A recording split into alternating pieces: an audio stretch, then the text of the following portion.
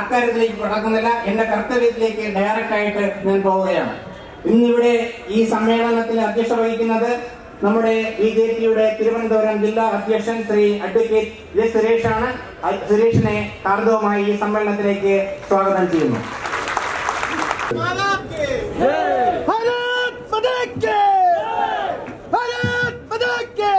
So for both Rajatans, my humble pranam. Senior Rajatan is an inspiration for many of us who are from the south, because in a very difficult environment in Kerala, he's lasted successfully establishing the BJP flag, which is going to run for the next 2 weeks. We'll give you all the facts which you want to know, all the reasons which you want to know, all the reasons as to why you have to vote for BJP will all be answered. I'll just highlight 3 or 4 important points which I want you all to think about. Kerala is a very thinking population. Kerala people discuss, and Charcha is essentially a part of the culture in this state. So I want to put before you those reasons, those facts on the basis of which, if you discuss, you will come to a very considered decision as to why Modi ji should be back again as the PM of this country.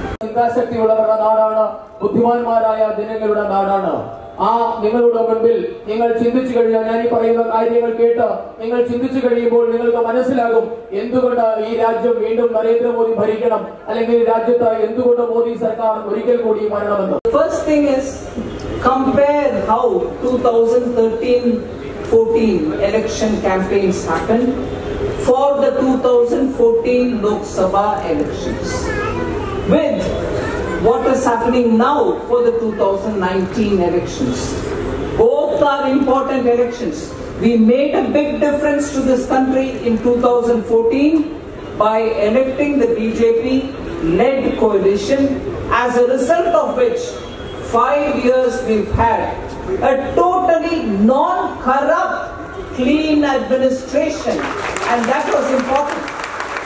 ആ സമയത്ത് നടന്ന പ്രചരണവും 2019 ഇപ്പോൾ നടക്കുന്ന തെരഞ്ഞെടുപ്പിന്റെ പ്രചരണവും തമ്മിൽ താരതമ്യം ചെയ്യുമ്പോൾ നമുക്ക് മനസ്സിലാകും എന്താണ് ഈ രാജ്യത്തുണ്ടായ പ്രധാനമായ ഒരു മാറ്റം എന്നുള്ളത്. 2 തെരഞ്ഞെടുപ്പുകളും വേറെ പ്രാധാന്യമുള്ളതായിരുന്നു. 2014 നാം നടത്തിയ പ്രചരണത്തിന്റെ ഫലമായാണ് ഭാരതീയ ജനതാ പാർട്ടി നേതൃത്വം കൊടുക്കുന്ന ഒരു കൂട്ടുകക്ഷി സർക്കാർ കേന്ദ്രത്തിൽ അധികാരത്തിലെത്തിയത്. 5 വർഷം കഴിഞ്ഞ് നാം വീണ്ടും ഒരു തെരഞ്ഞെടുപ്പിന്. When in 2014 this government was brought in, what was the levels of prices of various essential goods? Take the example of dal. What was the price we were paying per kg for tuar dal, for moong dal, for every kind of paruppu vela. And at that time, with all the prices going this far, we didn't feel empowered to ask the government, what are you doing? How could this be like this? After 10 years of ruling, you can't even keep the prices of essential vegetables or dal under control, but you want to be elected again. We were in the opposition at that time. We were in the opposition and still pointed out as to what was going wrong with the government. And that was supported by Supreme Court, supported by the Controller and Auditor General, who gave substantial proof for everything that we were alleging. They went on saying, we are doing all right, don't worry, we are fine. But when people voted them out, they realized that they were completely wrong. They were corrupt. They were benefiting only a few families, and the entire country and its people were just tolerating without hope. They didn't. None of us had hope. You, me, anybody. We thought, what's happening to this country? Hopelessness prevailed.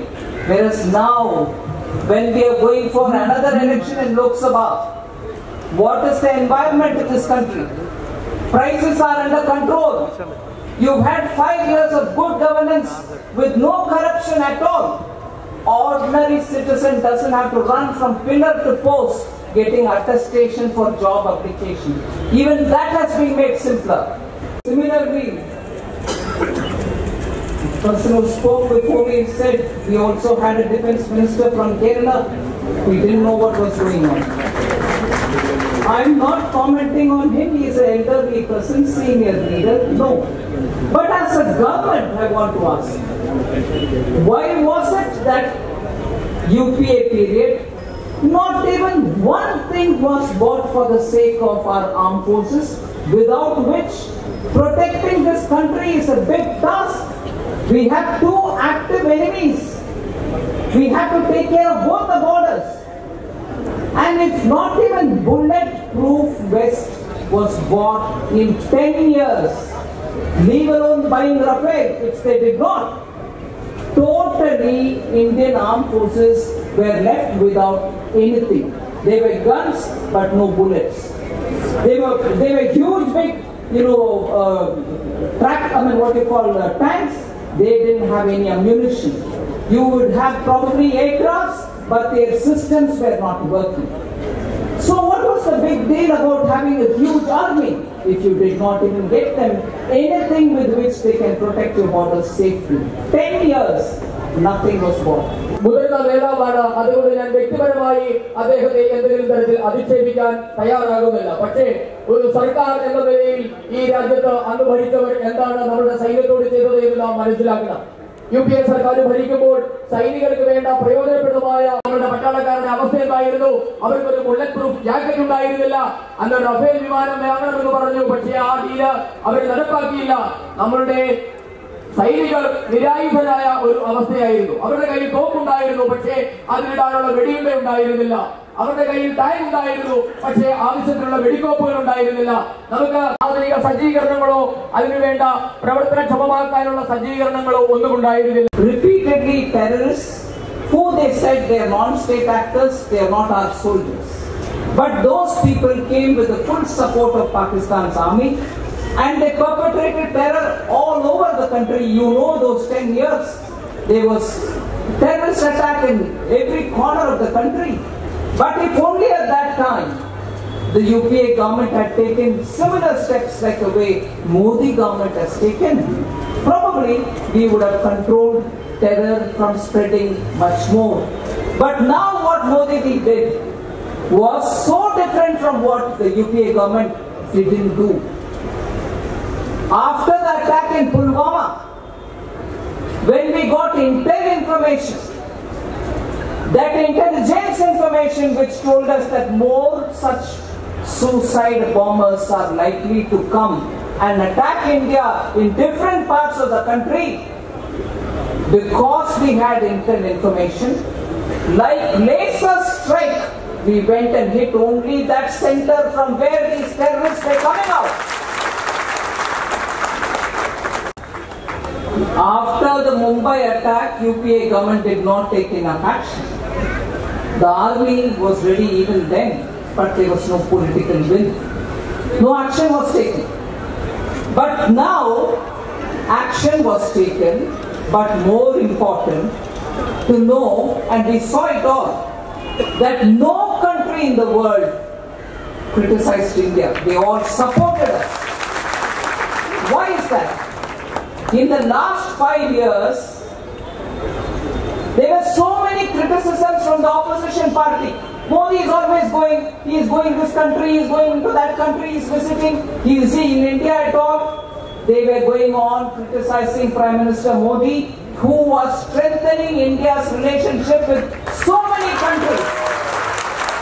As a result, only because in the last 5 years he made it a point to cultivate and to tell them the truth about Pakistan, that today all those countries understood what compulsion was on India, that we had to go into the territory of Pakistan, not that part which is just next to our border, but go into their territory and attack them.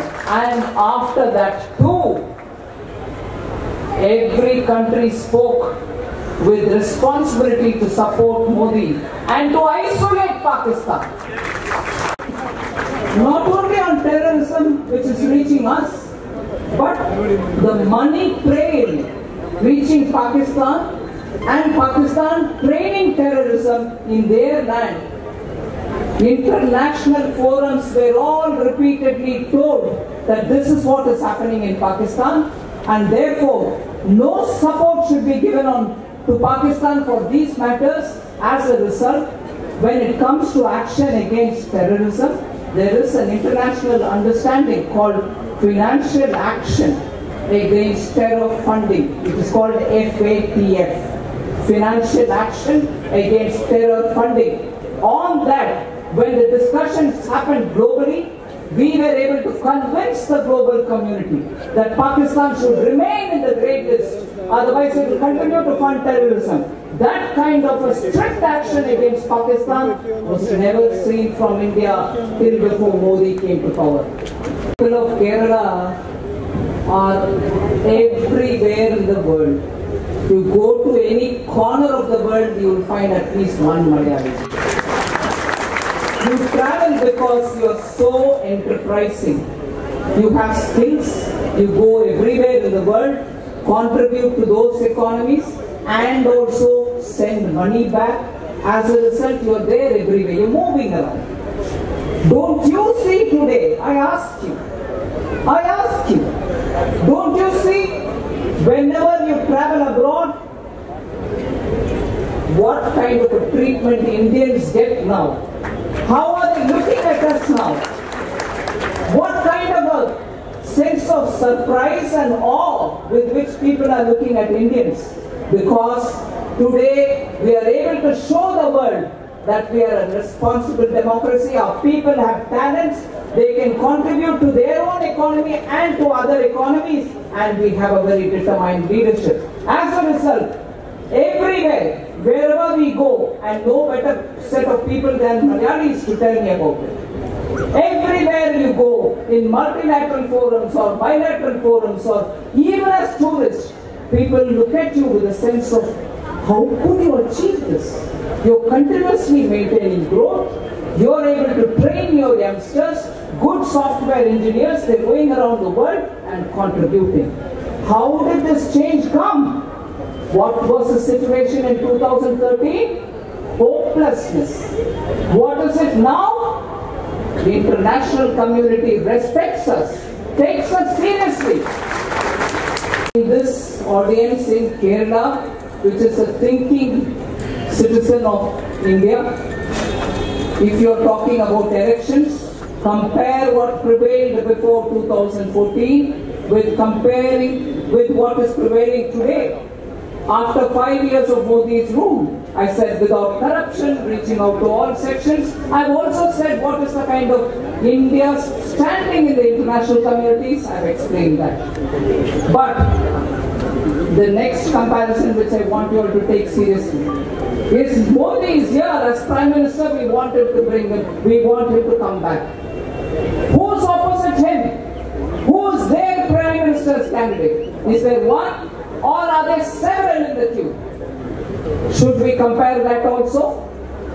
Each one by their name, or collectively that many people, all of whom want to become Prime Ministers? So who are we voting for? One for one post, or several for one post?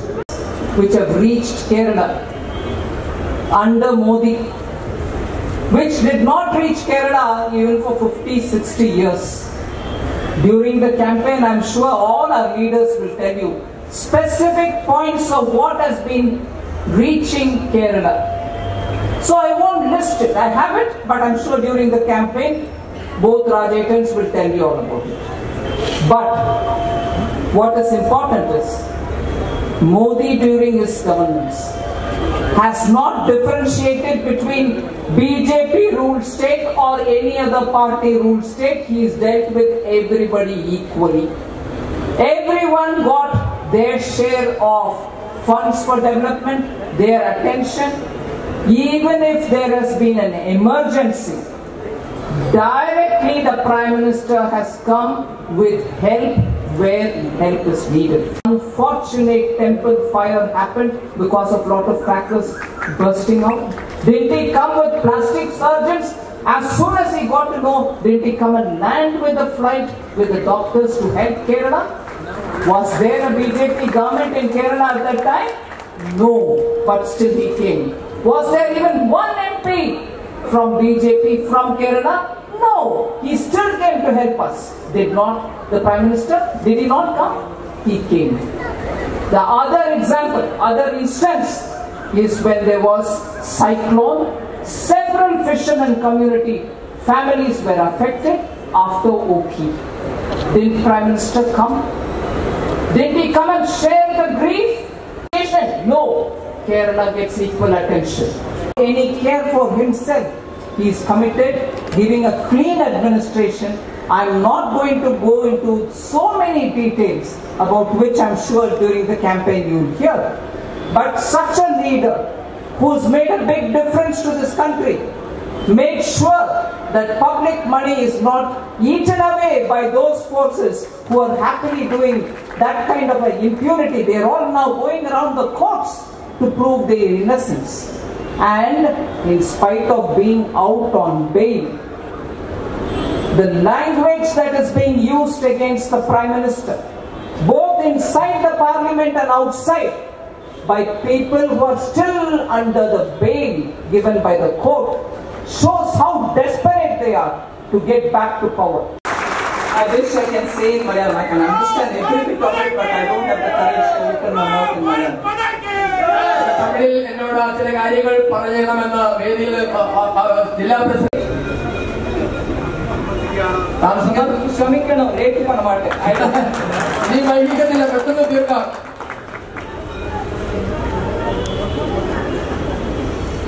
நான் பல விதத்தில் சொன்னேன் உங்களுக்கு, மோடி ஏன் திரும்பி வரணும்.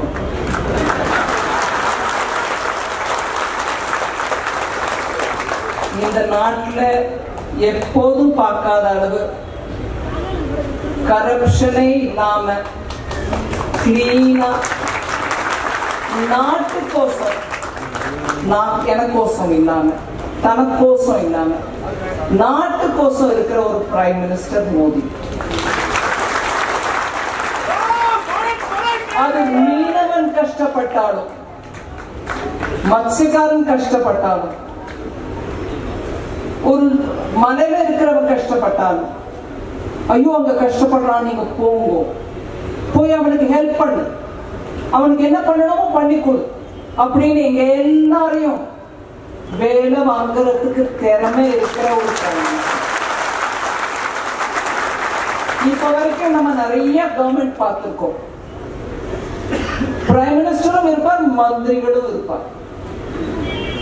ஆனா இந்த பிரைம் மினிஸ்டர் இருக்கா, இரு மினிஸ்டர் இரு, ஆனா வேலை பாரு, போ அங்க போ, இங்க போ, அங்க போ, வேலையை பண்ணு, அதுக்குதான் நீ மினிஸ்டர் அப்படின்னு சொல்ற பிரைம் மினிஸ்டர். எனக்கு பின்னால யாரோ என்ன, நான் பிரைம் மினிஸ்டர் தான், எனக்கு பின்னால யாரோ இருந்தது பிரைம் மினிஸ்டர் ரிமோட் கண்ட்ரோல்ல வச்சு நடத்துற பிரைம் மினிஸ்டர் தான் சுயமா யோசிச்சு என்ன பண்ணா நாட்டுக்கு நல்லதுன்னு நினைச்சு அதை பண்ணக்கூடிய சக்தி இருந்துட்டு, அந்த சக்தியோட நான் இந்த நாட்டை நல்லா நெல்ல வைக்க போறேன் அப்படின்ற தைரியத்தோட இருக்கக்கூடிய ஒரு லீடர். அந்த தைரியம் இல்லாம நம்ம அப்படியே கோழையா உட்கார்ந்து இருந்தா என்ன ஆச்சு? 10 வருஷம் பார்த்தேன். நம்ம நாடு எங்க போச்சு நம்மளே கேட்கிற நிலைமையில இருந்தோம். யாராவது நம்ம சொல்ற பேச்ச கேட்பாளா? யாராவது நம்ம சொல்ல கேட்கறதுக்கு மரியாதை கொடுப்பாளா? அப்படிங்கிற அந்த நிலைமை போய் இன்னைக்கு பாரத தேசம் அப்படின்னா எல்லாரும் ஆச்சரியமா பாக்குறாங்க. எப்படி எப்படி இப்படி முன்னேறி இருக்கு? எப்படி இவளுக்கு இவ்வளவு தைரியம் வந்திருக்கு? எப்படி எல்லா ஊர்லயும் நல்ல குழைச்சும் நல்ல முன்னேறி இருக்காளே, எப்படி முன்னேறி இருக்கான்ற பயத்தறிச்சல் இருக்கிறவா நிறைய பேர் இருக்கா. அதனாலதான் ஒரு சோல்ஜர் திருப்பி கொடுத்த பாகிஸ்தான் பிரைம் மினிஸ்டருக்கு நோபல் பிரைஸ் வேணுமா?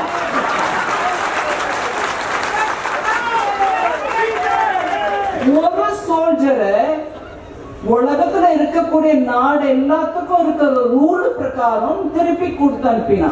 ஆனா அதே பாகிஸ்தான் முன்னா நம்மளோட ஒரு சோல்ஜரோட கண்ணை பறிச்சு வயத்த பறிச்சு அவன் தலைய உடைச்சு அனுப்பின அதே பாகிஸ்தான் கிட்ட இருந்து நம்ம நியாயமா அந்த குடும்பத்துக்கு நியாயம் வழங்க முடியாம இன்னைக்கு இருக்கோம். ஆனா அந்த சந்தர்ப்பத்துல ஒத்தனை திருப்பி கொடுத்து அனுப்பினதுக்கு அவ நாட்டுல அவனுக்கு நோபல் பிரைஸ் கொடுக்கணும்னு சொன்னா அவன் சொல்லிட்டு போட்டோம். நம்ம எதுக்கு அதுக்கு சப்போர்ட் பண்ணணும்? அதனால அவனுக்கு நோபல் பிரைஸ் கொடுக்கணுமா இருக்கணும். அதனாலதான் அவ நாட்டில் சொல்ற நோபல் பிரைஸ் கொடுக்கணும். ஆமாமா கொடுக்கணுமோ ஆட பஜன மண்டலிக்கு ஒரு அளவு இருக்கணும். 91,000 சோல்ஜர்ஸ் 1971 வார், இந்தியாவுக்கும் பாகிஸ்தானுக்கும் இடையே நடந்த வார்ல பங்களாதேஷ் ஃபார்ம் ஆனப்போ 91,000 சோல்ஜர்ஸ் நம்ம வாய மூடிட்டு திருப்பி அனுப்பிடும். நம்மளுக்கு யார் நோபல் பிரைஸ் கொடுத்தா? நம்மளுக்கு நோபல் பிரைஸ் போனது கேட்டோமா? இல்லையே. ஆனா இப்ப பஜன மண்டலி காங்கிரஸ் இருக்குங்க. மீடியால சில பேர் இருக்கா, தப்பா நினைச்சுக்காதீங்க. மீடியால இருக்கா சில பேர் எழுத்தாளர்கள் இருக்கா, சில பேர் காலேஜ்ல வேலை பார்க்கறா. இவ எல்லாரும் சேர்ந்து ஆமா ஆமா பாகிஸ்தான் பிரைம் மினிஸ்டருக்கு நோபல் பிரைஸ் கொடுத்தவங்க அவன், பிகாஸ் அவன் ஸ்டேட்ஸ்மேன் ஆகும். அவன் ஸ்டேட்ஸ்மேன். நானும் விக்டிம் சொல்லி அடையிற பாகிஸ்தான், டெரரிசம்க்கு நானும் விக்டிம் சொல்லி அடையிற பாகிஸ்தான் ஏன் கண்ட்ரோல் பண்ண முடியல உன்னால டெரரிசம்? நான் உனக்கு கண்ட்ரோல் பண்ணி காமிச்சேன்.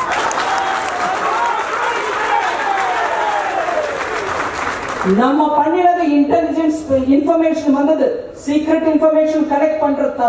நம்மளுக்கு இருக்கிற பலத்தை வச்சு நம்ம கண்டுபிடிச்சு போனோம், அட்டாக் பண்ணோம். ஏன் நீயே பண்ணிக்கோ, நீ விக்டிம் தானே, சொல்றையோட நீ விக்டிம் கண்ட்ரோல் பண்ண. அதனால இன்னும் நிறைய விஷயம் தமிழ்ல சொல்லலாம். நேரமா இப்ப நான் கூட டெல்லிக்கு போய் சேரணும். அதனால உங்க எல்லாரையும் நான் கை கூப்பி பிரார்த்திக்கிறேன், மோடி திருப்பி பிரைம் மினிஸ்டர் ஆகணும்.